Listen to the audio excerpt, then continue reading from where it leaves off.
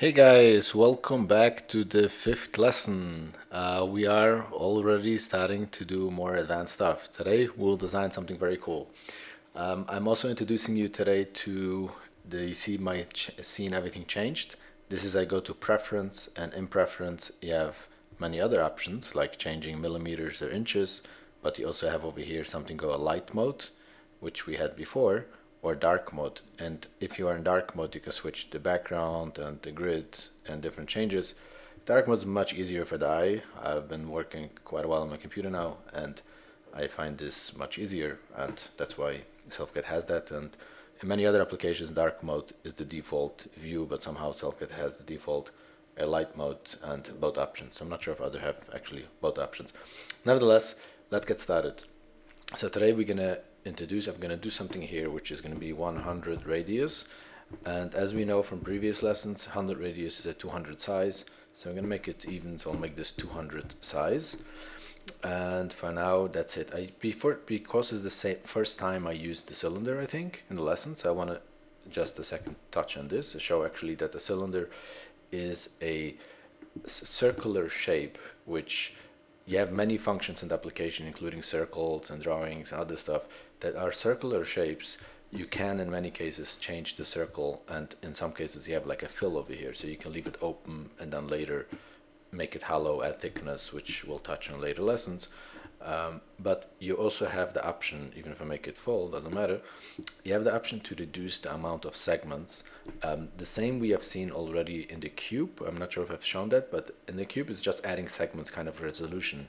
But it comes over here, the segments is actually making the details. If I make it less and less segments, at some point it becomes a triangle, and then it becomes a cube, and then the more segments I add, the more it becomes.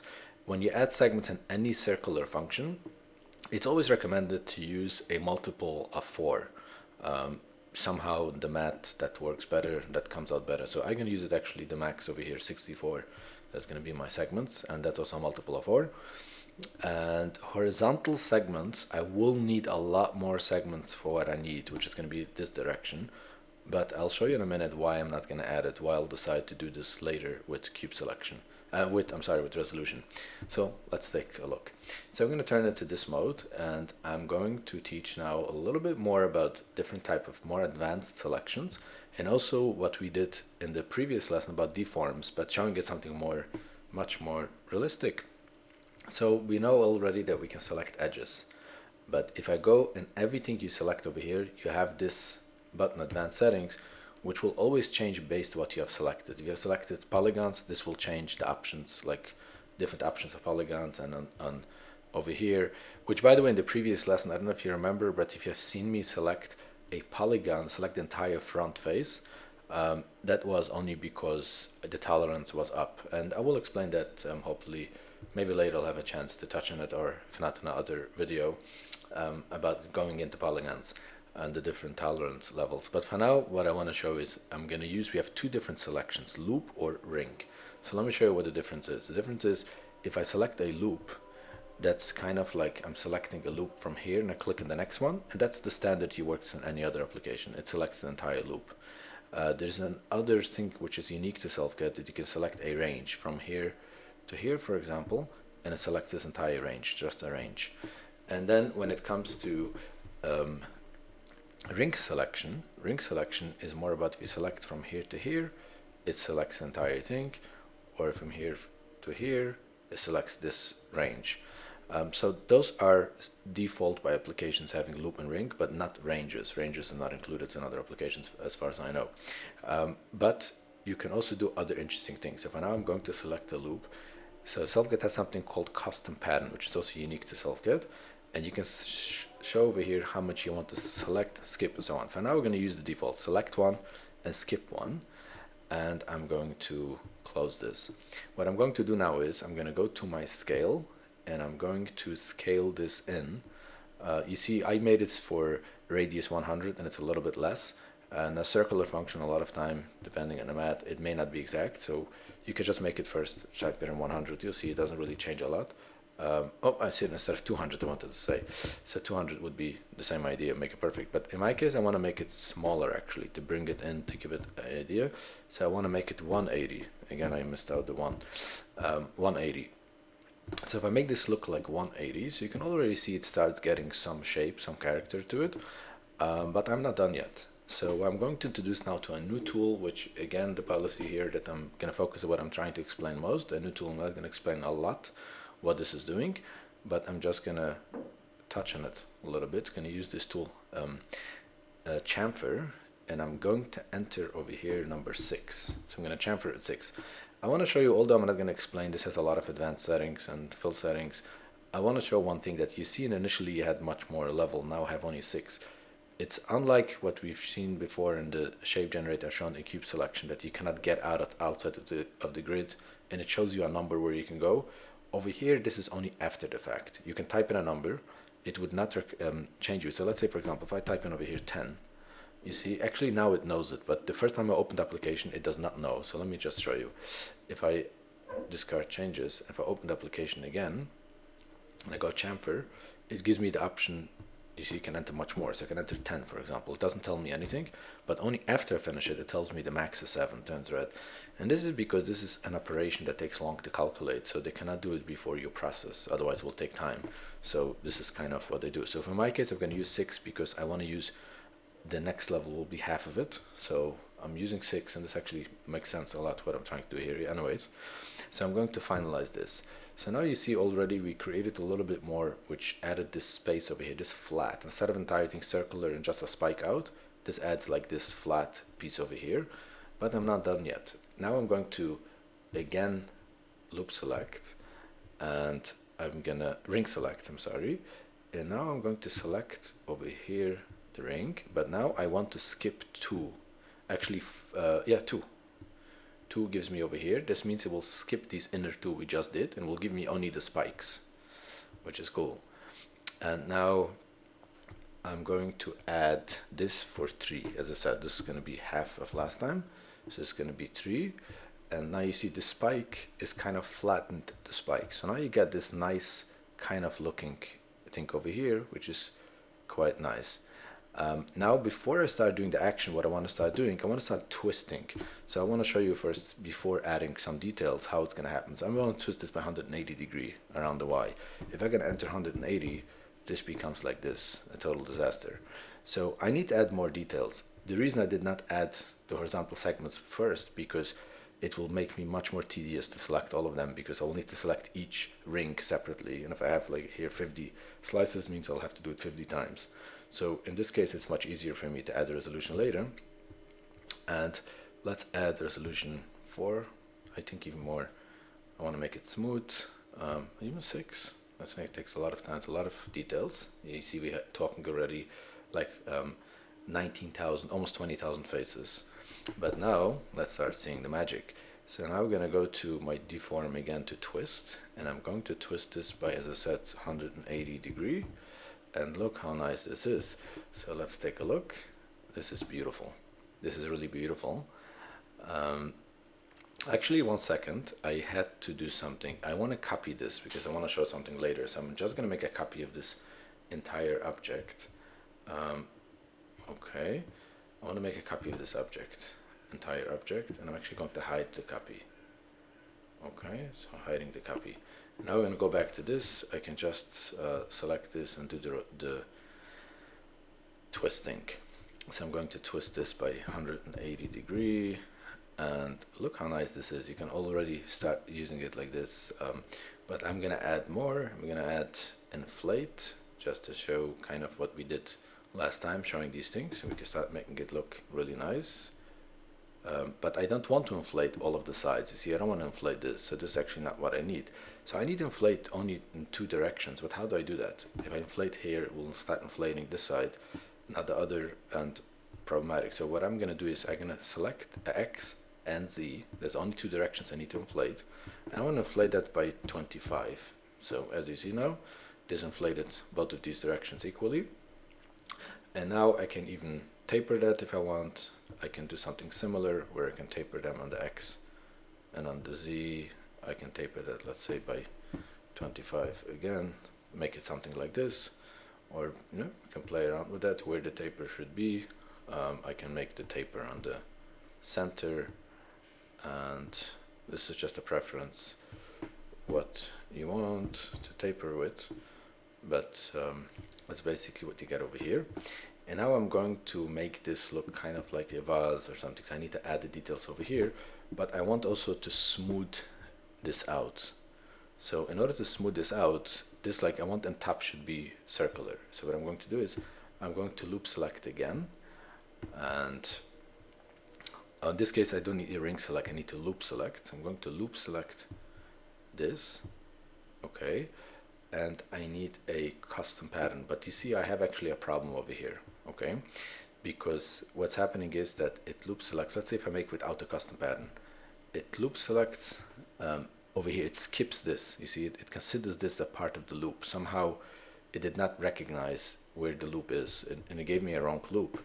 So I need to kind of, like, sometimes you need to get into the computer's head and figure out what they think and how you can solve this problem. So I actually have a nice solution for this, quite a nice solution.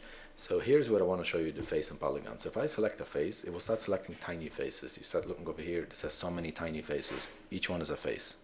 And over here, even smaller, each one is a face. If I go to polygon, it will start selecting everything that is flat. So this entire thing at once. It will start selecting it. And the tolerance is something which you've seen in the previous video where I used, like, things are not flat.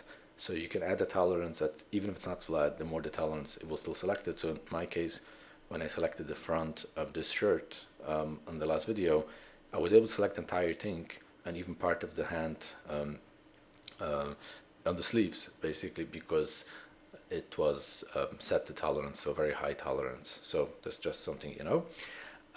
So in this case, what I'm going to do to improvise, I'm going to go to split. It's a function called split. So now I have these as a separate object. And now I'm going to go back selecting this object as well. So I have both of them selected, and I'm going to merge them back. All I did is I split it and I merged it. But because I did this, somehow, I guess, I forced the computer to recalculate the edges. And now it should work. So let's take a look. I'm going to go now to the loop selection, and I'm selecting this loop plus this. Look how beautifully it selected the entire thing. So I just had to kind of do it, but now I need my custom pattern. So I'm going to make it to skip 4.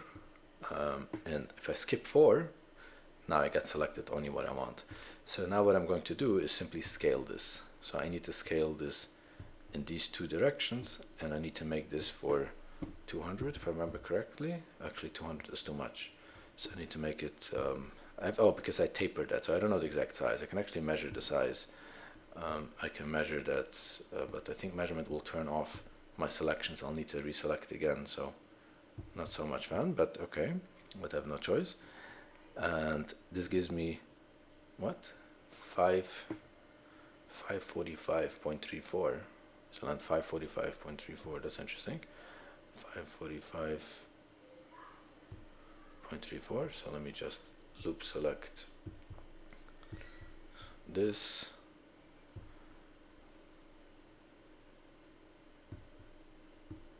Okay, it remembered my setting, so everything is good. And 535, something is wrong, so I have to do like half of it. If it's 535, I guess something is wrong with this number. I'm not sure exactly what, so I'm just gonna eyeball it. I did something wrong, I measured something wrong. I probably have clicked someplace else, a mistake, and got that measurement. So something didn't make sense with the measurement. So anyways, here you go. You see I flattened this, I made this circular. If I want to flatten this part as well, I'll need to select these edges and kind of let me just turn on the edges so I can see what's happening. So I'll try to select loop select these edges as well, and again I got the same thing, and then I'll start to scale this in a little bit, and again let me select these, and I'll make it a little bit less, kind of give it a nice angle, and if I flatten them so I can kind of taper them in. So over here, this is, in this case I can use the taper tools, these tools, but I think this gives me a nicer results and easier to control, just manually do it. Now I need to get here the hollow this out. So what I'm going to do is I'm going to use another tool, which is called, in the modifier, it's called inset. We used before extrusion, now I can use inset. Again, this is not the purpose of, oh, I did inset without selecting, so it insets the entire mesh. Wow. incredible, it didn't crash. It's like 20,000 faces. That's incredible. That's quite a strong computing power. Very optimized must be. That's amazed it could do that even. So I'm going to inset that by number 5. So I'm gonna finalize this, and now I'm going to extrude that below, and I'm gonna make this a negative of, let's see, 80. Probably move it down a little bit more until I see it sticking out a little bit more, a little bit less. I don't know the exact number here. I can move it down. Let's see. Okay, over here sticks out, so make it a little bit more, make sure I have enough. So I think I make it 115 minus 115. Okay, and confirm it. And now let's look at this. Now we have this beautiful path created, this beautiful thing with this nice results. So this is a more realistic way. And I can obviously do the same thing over here, flatten this out the same way I did it over here. And this is another example how this beautiful tools can work. But now I made a copy of this for a reason. Let me first save this. This object, or I'll just hide it for now, I'll save it later. So I can go over here and take this shape, and let's move it to the center. And I want to show you, I'm going to start introducing now to the idea of profiles. So I can go and draw this same thing and going drawing, but it will take too much time. I need to explain the drawing, and hopefully it will be in the next lesson already. And then I can use the same tools. As I said, everything's reusable. But for now, because I already have this, not to do double work, I'm going to select this loop again, the entire loop selection. And I'm going to select this loop over here without any custom patterns. And I think I did this without, before the split, I saved it. Okay, so I have to split this off first, split and merge. So I'll go to split, and then let's select this part as well, and then let's go merge. Somehow this is how I managed to overcome it, which is quite interesting idea. Just thought I can get into the computer's brain and figure that out. Okay, so now we're going to go to copy that, the same idea we did before copying. So I'm actually going to go to my move tool, and I'll hold down my control key, and let me just scale, I'll move down, pen down a little bit my screen. So I hold down the control key and I drag down a copy. So this gives me a copy. I'll move it down to the bottom, all the way to the bottom. Okay, now we can hide. I'm going to select this object, and I'm going to hide this object as well. I no longer need it. So all I needed is this. Instead of me drawing this shape again, I just copied that. And this is a profile. You can see it named it profile. You can rename anything. You can type in your name, but for now it gave me the name as a profile to indicate it's a profile. A profile is nothing. You can go and do, for example, you can fill it. If this is selected, let me select this. You can go and you can go fill polygons, which is over here. You can fill this and start working with that. For now, I don't want to fill that. And if you fill it, you can just extract it, make an object, and do a lot of interesting stuff with it. For now, what I want to do is use a tool that is called Loft. And I'm going to actually show you what else could be done. So I'm going to create a, let's see, let me create a circle over here. I'm going to go to the drawing, 3D sketch, and I'm going to create a simple circle from here, going out to here, the thickness that I want this to be. And I can go the exact measurements, type in, but for now that should be fine. And now I'm going to copy, this isn't the same profile actually, shouldn't have done this the same profile. So I'm going to select this circle over here. Let's see which part do I want to select, and this circle, and I'm going to split this off. So we have now two profiles. We have the first one, the second one. This is profile 1, profile 2. And now I'm going to copy both of these.